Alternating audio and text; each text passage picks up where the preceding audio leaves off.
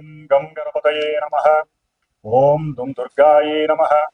ఓం ఆంజనేయాయ నమః. ఆదిత్యాయ చ సోమాయ మంగళాయ బుధాయ చ గురుశుక్రశనిభ్యశ్చ రాహవే కేతవే నమః.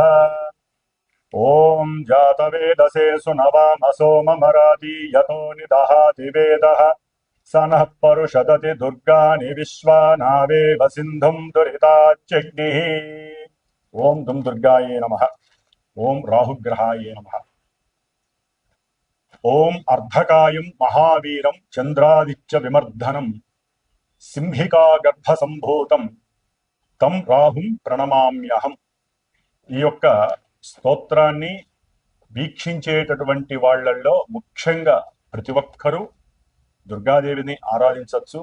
ముఖ్యంగా కర్కాటక రాశి వారు, తులారాశి వారు, సింహరాశి వారు, వృశ్చిక రాశి వారు, మకర, కుంభ, మీన రాశి వారు మాత్రము తప్పకుండా రాహుగ్రహ ఈ స్తోత్రాన్ని నిత్యము 18 సార్లు పఠించి, అలాగే దుర్గాదేవి యొక్క అష్టోత్తరాన్ని లేదా దుర్గాదేవి యొక్క ఏ మంత్రాన్ని, శ్లోకాన్ని, స్తోత్రాన్నైనా సరే రోజుకి 2 సార్లు ఉపాసిస్తేనే వారు రాహుగ్రహ ఆయన ఆడేటటువంటి విన్యాసాల నుంచి బయటపడే అవకాశాలు ఉన్నాయని గుర్తుంచుకోవాలి. ముఖ్యంగా వినేటటువంటి ఈ యొక్క వీక్షించేటటువంటి ప్రేక్షకులందరూ కూడా ముఖ్యంగా కొన్ని ఎథిక్స్తో కూడినటువంటి ఆ బుద్ధిని, జ్ఞానాన్ని ఉపయోగించుకోగలిగితే బాగుంటుందని ఉద్దేశ్యము. ఎందుకంటే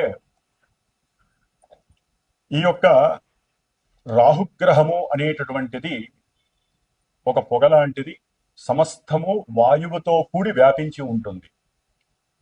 ఎందుకంటే ఇప్పుడు రాహువు కొన్ని నెలల బట్టి వాయు రాశి స్థితిలోనే ఉన్నాడు. అంటే కుంభరాశి అనేటటువంటిది ఆయన యొక్క స్వక్షేత్రము. స్వక్షేత్రగతుడై దాదాపుగా నవంబర్ 22వ తేదీ వరకు కూడా శుభగ్రహ అధిపతి అయినటువంటి గురుగ్రహ నక్షత్రంలో ఉండి తన యొక్క మిత్రుడైనటువంటి శని యొక్క రాశిలో ఉండి ఇరువురి యొక్క ఫలితాలని కూడా బ్యాలెన్స్ చేస్తూ ఇబ్బందులను పెడుతూనే వీళ్ళందరికీ కూడా, ఈ రాశిలో వారందరినీ కొంత రక్షించగలిగేటటువంటి పరిస్థితిని కలిగి ఉన్నాడు ఈ రాహు మహానుభావుడు.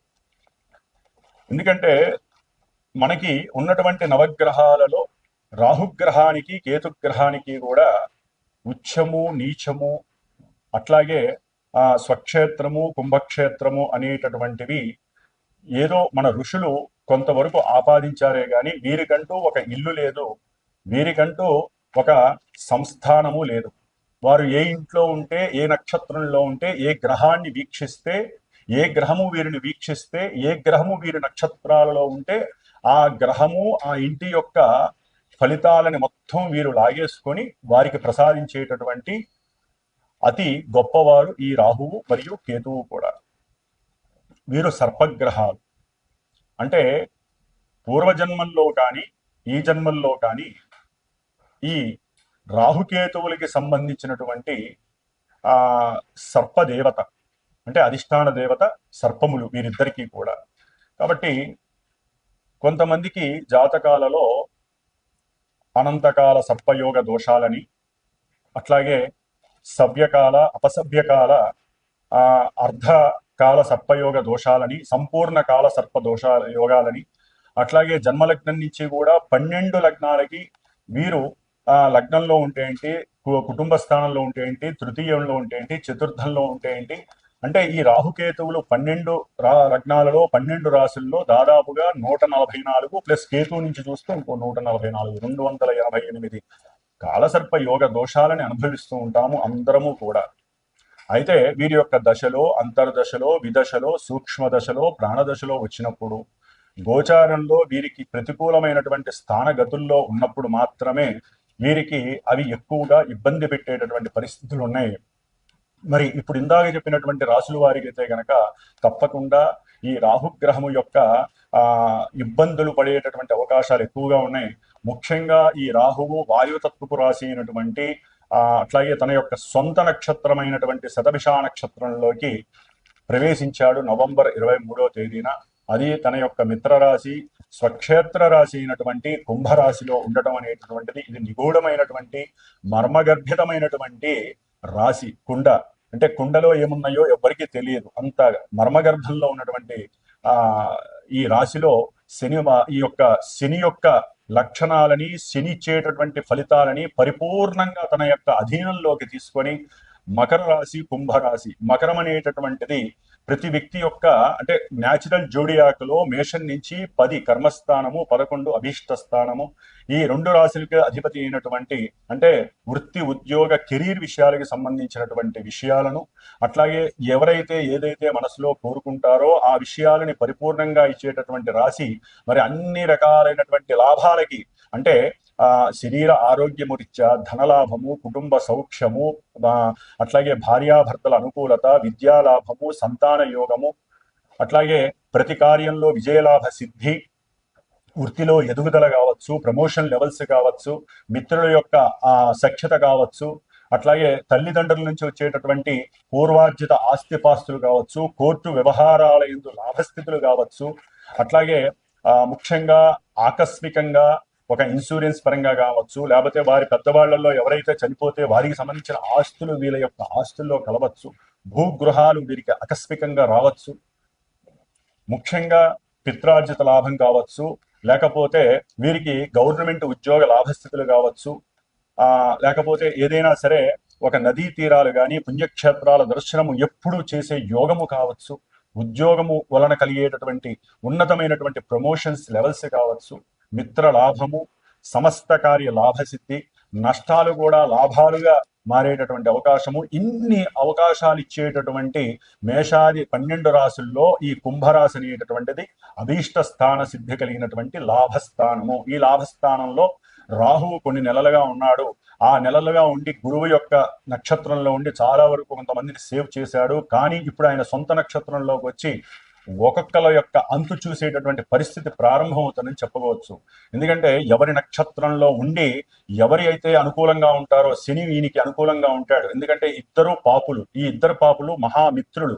ఆ మిత్రులు ఇద్దరు కూడా ఈ స్థానంలో వారిచ్చేటటువంటి ఫలితాలన్నీ కూడా కర్మ ఫలితాలని తవ్వి చూసేటటువంటి, ఎందుకంటే కుంభరాశి అనేటటువంటిది మామూలుగా వ్యవహారిక భాషలో తవ్వకాలకి అంటే తవ్వితే పురాతన వస్తువులు బయటకు వచ్చినట్టుగా, లేకపోతే నదీ గర్భంలో ఉన్నటువంటి ఎన్నో పెట్రోలు, డీజిల్ ఇలాంటి ఐటమ్స్ కావచ్చు, లేకపోతే లోపల ఉన్నటువంటి ఖనిజాలు కావచ్చు, సంపద కావచ్చు, ఏదైనా సరే మంచి కావచ్చు, లేకపోతే నీళ్ళ లోపల ఉన్నటువంటి చెడుకు సంబంధించినటువంటి వ్యవహారాలు కావచ్చు, నీటి యొక్క ప్రమాదాలు కావచ్చు, ఇలా ఇన్ని విషయాలైతే వాయు సంబంధిత ప్రమాదాలు కావచ్చు, లేకపోతే మనకి ప్రతి రాశికి కొన్ని యొక్క మన దేశంలో కొన్ని రాష్ట్రాలు ఉన్నాయి, ప్రపంచంలో కూడా ఒక్క రాశికి మేషరాశి నుంచి 12 రాశుల్లో కొన్ని దేశాలు కూడా ఉంటాయి. మనకి వాతావరణ జ్యోతిష్యం చూస్తే గనక ఇట్లా అన్నిటి మీద ఈ యొక్క రాహువు యొక్క ప్రచండమైనటువంటి ఉద్రేకభరితమైనటువంటి ఎక్కడా కూడా కాంప్రమైజ్ కానటువంటి స్థితిగతులని మనకి అనుభవంలోకి తెచ్చేటటువంటి గ్రహము ఈ రాహుగ్రహము. దాదాపుగా నవంబర్ 23వ తేదీ నుంచి ఆగస్టు 2వ తేదీ వరకు కూడా దాదాపుగా ఒక 9.5 నెలలు ఆయన ఆడుకునే ఆటలో మనందరము కూడా పావులం అవుతాము. ముఖ్యంగా జన్మజాతకంలో ఎవరికైతే కనుక శనికి సంబంధించినటువంటి నక్షత్రాలు ఉంటాయి కొన్ని, ముఖ్యంగా పుష్యమి నక్షత్రము, అనురాధ నక్షత్రము, ఉత్తరాభద్ర నక్షత్రము, అట్లాగే శనిగ్రహ రాశులు మకరము, కుంభము ఈ రాశులు వారు.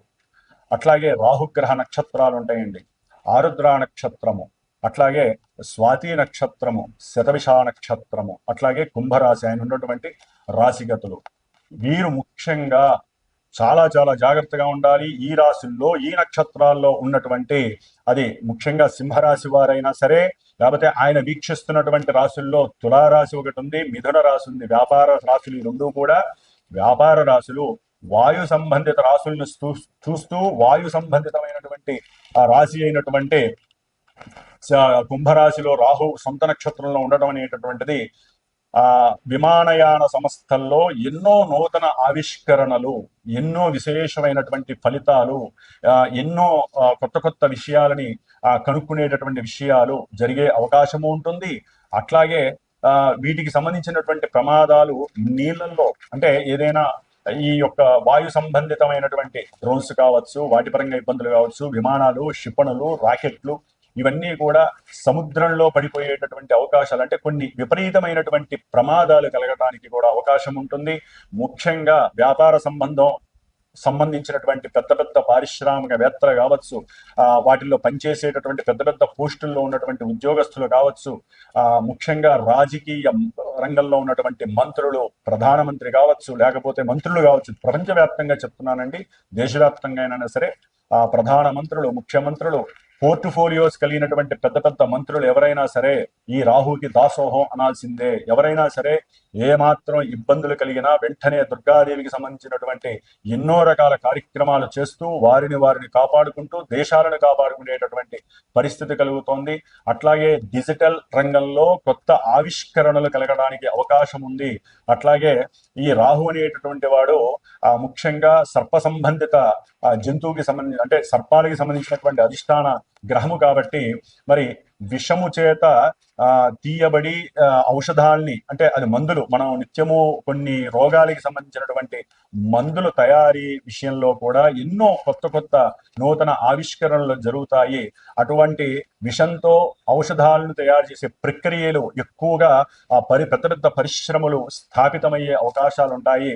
ఒక్కోసారి వీటిల్లో ఇబ్బందులు జరిగి ఆ యొక్క ఔషధాలను తయారు చేసేటటువంటి కంపెనీలు మూతబడిపోయి నష్టాల్లోకి వెళ్ళే అవకాశం ఉంటుంది.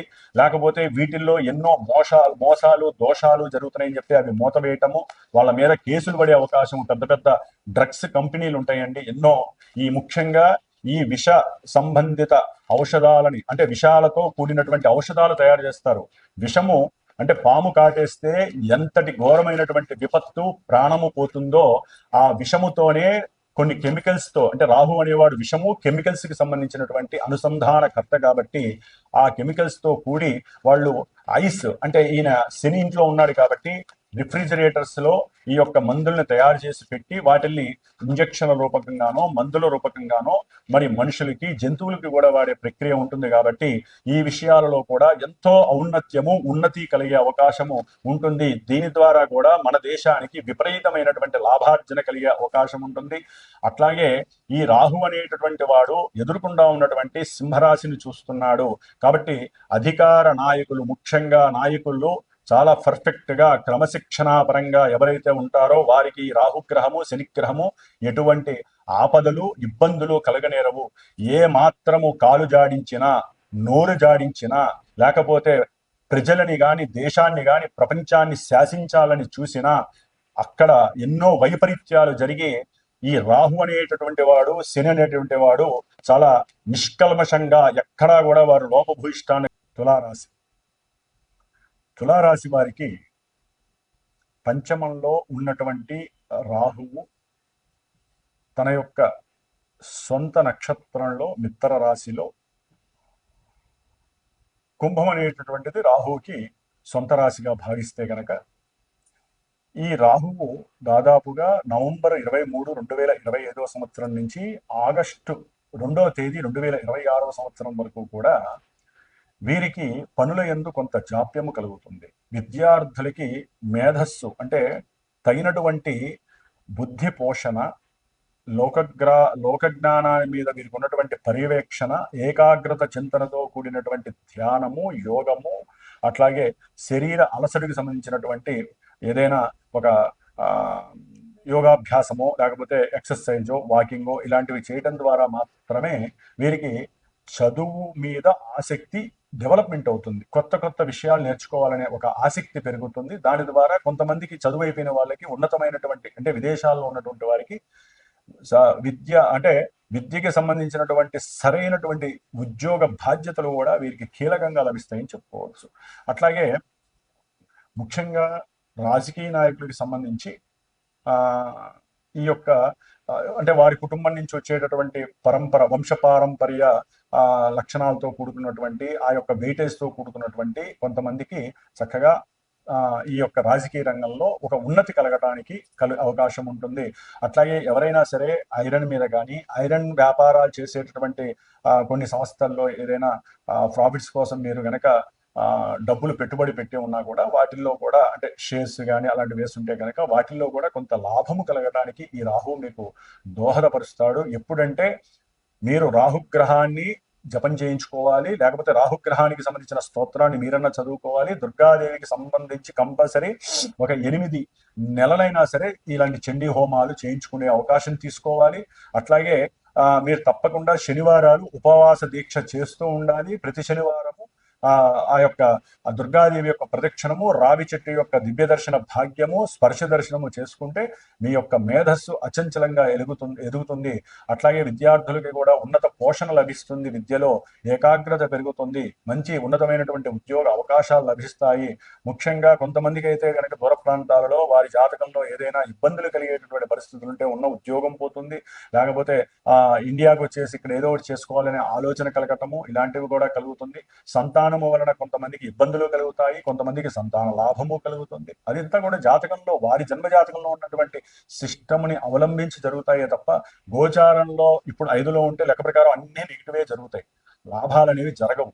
కానీ ఈయన ఇక్కడ 2 పోర్ట్ఫోలియోస్ కలిగి ఉన్నాయి. 4వ స్థానము 5వ స్థానానికి సంబంధించిన శని యొక్క పోషణ కలిగి ఉన్నాడు రాహువు. కాబట్టి గృహయోగము, విద్యాయోగము, గృహపరమైనటువంటి బ్యాంకు నుంచి రుణ లాభము కలగటము ఇట్లాంటివి జరగచ్చు. కొంతమందికి వీటి ఆపోజిట్ జరగచ్చు. ఏదేమైనప్పటికీ కూడా సంతానపరంగా జాగ్రత్తగా ఉండండి, వారి నుంచి కొన్ని నెగిటివ్ ఎఫెక్ట్స్ జరగచ్చు. అట్లాగే చదువు విషయంలో కూడా విద్యార్థులు జాగ్రత్తగా ఉండండి. ఒక్కోసారి ఉన్న బుద్ధి కూడా మాంద్యం కలగచ్చు, లేకపోతే హయ్యర్ స్టడీస్ చదివేటటువంటి వారి యొక్క అనుకూలతలు కూడా కలిగే అవకాశం ఉంటుంది. కొంతమందికి అక్కడ ఉన్నటువంటి వాళ్ళు ఇక్కడికి వచ్చే అవకాశం ఉంటుంది. కొంచెం తులారాశి వారు అమ్మవారి ధ్యానము, దుర్గాదేవిని ఎక్కువ ఆరాధించండి. దుర్గాదేవి అష్టోత్తరాన్ని నిత్యము పఠిస్తూ పూజ చేసుకోండి, లేకపోతే మనసు మీద చేయి పెట్టుకొని ఓం దుమ్ దుర్గాయ నమః అనే నామస్మరణ ఒక 18 నిమిషాలు చేయండి. లేదా మీ జన్మజాతక విశ్లేషణకి కానివ్వండి, పూజా విధాలకు కానివ్వండి, తప్పకుండా మా యొక్క పీఠానికి మీరు ఫోన్ చేసి దానికి తగ్గ ఫలితాలని, దానికి తగ్గ రెమెడీస్ని కూడా మీరు పొందటానికి ప్రయత్నం చేయండి. ఓం దుమ్ దుర్గాయే నమో నమః.